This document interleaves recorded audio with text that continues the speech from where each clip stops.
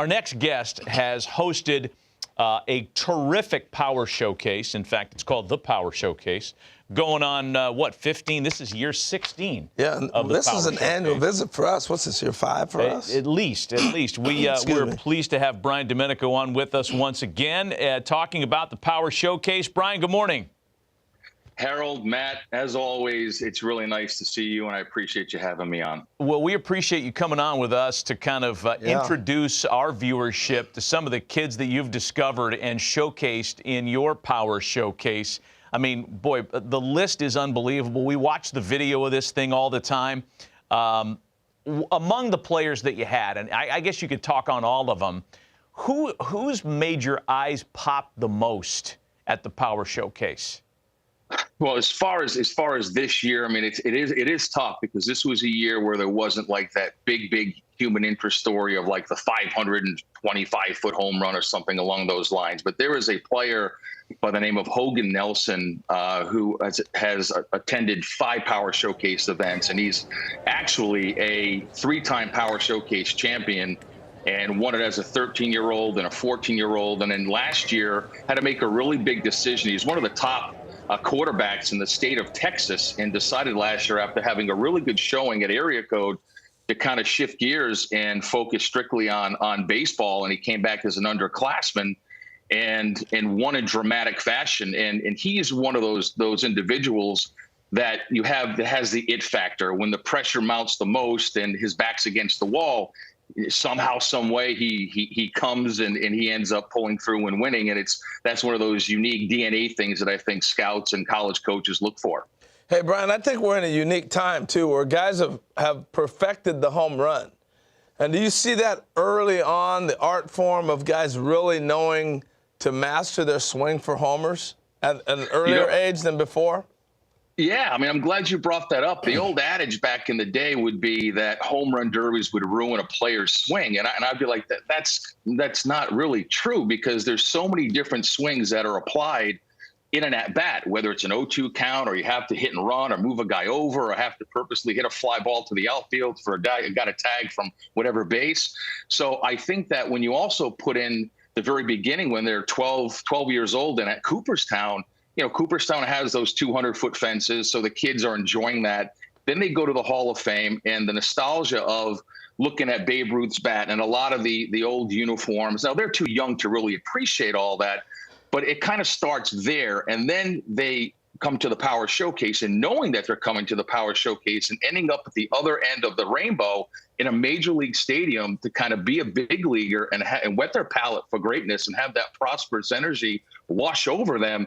Now it trickles back to, okay, how are we going to prepare for this? And with how all the great metrics today with blast motion and hit tracks and all how and Rapsodo and how their videos can be broken down, and how all of the hitting coaches are vast in so many different philosophies that they break down the kids' swings, and they really start to learn how to do that. Now, you can attest to this, Harold, that when you hit a ball and you square one up, it's smooth. It's one of the most beautiful moments in all of baseball, and obviously you have to elevate to celebrate.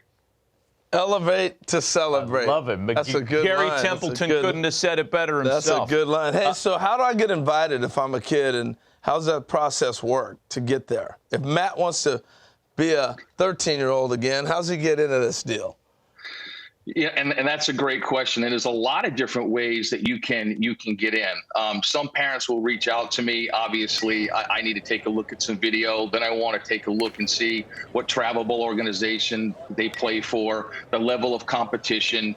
And listen, I don't always bring in the absolute very, very, very best guys. There are some big lumbering young players that they just need to set some goals. And it's only a matter of time before the kinetics and everything starts to come together, and they find themselves and they take off. So again, parents can reach out through the website. And again, there's a lot of different ways, Harold. Hey, so give us some names of some players, either prospects in minor league ball or big leaguers who've come through the Power Showcase. Well, I think the most noticeable one was Bryce Harper, obviously. And then you had, Tristan Costas, who's now the starting first baseman for the Boston Red Sox. And when he did the Power Showcase, he hit 5 500-foot home runs, which was really incredible. And then it was right, and then it was Blaze Jordan that you and I had talked about many times. And then he won the junior Major League Home Run Derby. There was a young man by the name of David Denson that hit a 515-foot home run off the jumbotron. That was back in 2012. Daniel Vogelback. I mean, there's countless guys in the big leagues. Tell us about this DiMaggio Lonero. Oh, DiMaggio Lonero, leaving nothing to the imagination. A very, very cool story. So his grandfather was an Italian immigrant. And so when he got to New York, just fell in love with baseball and obviously the New York Yankees. And when he had his son, which is DiMaggio's father, his name was Bill. When Bill grew up, he obviously was a diehard Yankee fan. So he decided to name his son DiMaggio. And his father was like, well, listen, that's kind of a tough name to live up to. And what's ironic is that DiMaggio actually told his father, and he knew about the event because two of his buddies did the event a couple of years ago, a player named Drew Rapepi, who actually was a two-time Power Showcase world champion. He told his father, he's like, I'm gonna go down and I'm gonna win it. And I think he put out some incredible numbers, 468 feet with his longest home run. And he has tremendous raw power. And like I said earlier, just scratching the surface and his potential. And I think he did Joe DiMaggio pretty proud, for sure. Yeah, I would say these kids are breaking my back looking at these videos. Italians, baby. Like Italians. I understand they also named the family dog Yogi. Is that right? Man, that's right. Living a Yankee dream there. Yeah. I want to ask you about, because there's a couple of 12U and 13U kids that popped as well. And I don't know, for me, the younger they get with the power, I mean, it makes you marvel at the command and the bat to ball skills when the kid's 12 years old. Great point. I think that some kids gravitate towards enhancing their baseball DNA and looking for that next big stage to have to compete upon, like IJ Garza you just saw. That's Tyler Cerruti. That's Sebastian Carthace, who actually won Week 9's Home Run Derby in Cooperstown. Austin Brown, who is a 14-year-old, Harold and Matt, that hit a 479-foot home run. Wow. Here it is right here. He hits it, and it goes off the back of the loanDepot side. Check this out. Looks like Corey Hart.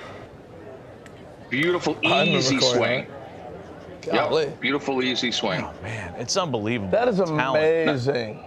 Now, one more guy, if I can here, is a 6'8" power hitter from Tennessee named Brenden Turnage, and I did a little research. I think he's 16 or 17 years old. 6'8".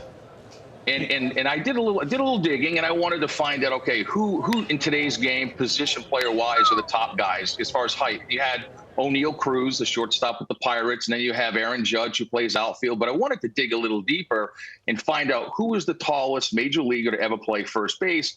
And it was Tony Clark. I guess he's the executive director of the Major League Baseball Players Association, had 251 home runs and a 15-year career. But, 6'8", and he's an incredible basketball player, and he's also an ascending pitcher on the mound. Wow. That's scary. He looked like Richie Sexton.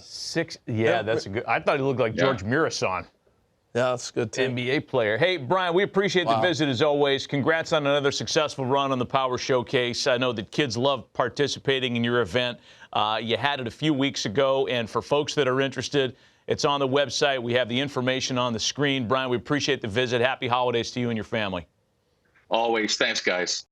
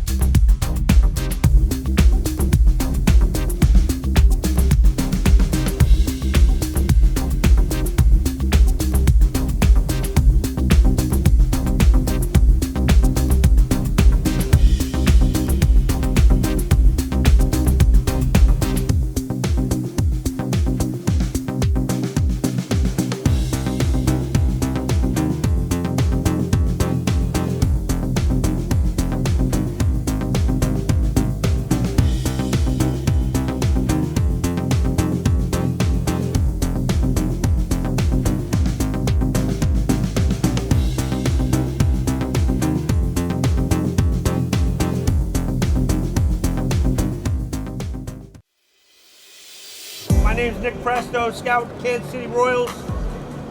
It's a great opportunity. Appreciate you guys being here, hitting on a big league field, taking We're gonna run you through a scout day.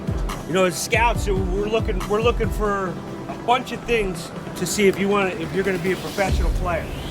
I mean, obviously we're looking for hitting, we're looking for power, we're looking for running, arm strength, and fielding. Those are the 5 tools that we're looking for. All this stuff's important if you want to play this game.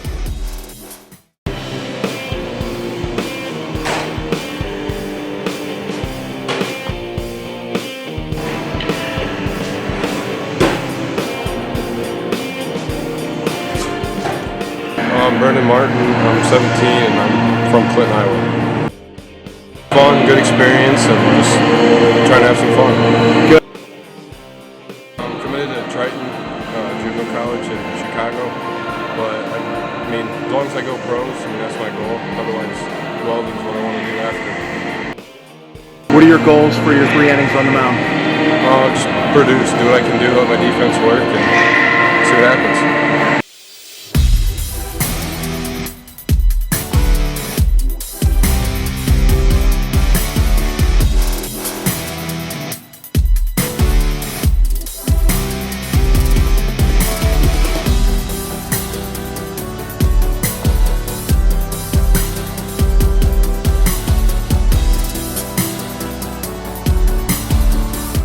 Representing Iowa, a first baseman and pitcher out of Morrison High School, Brenden Martin.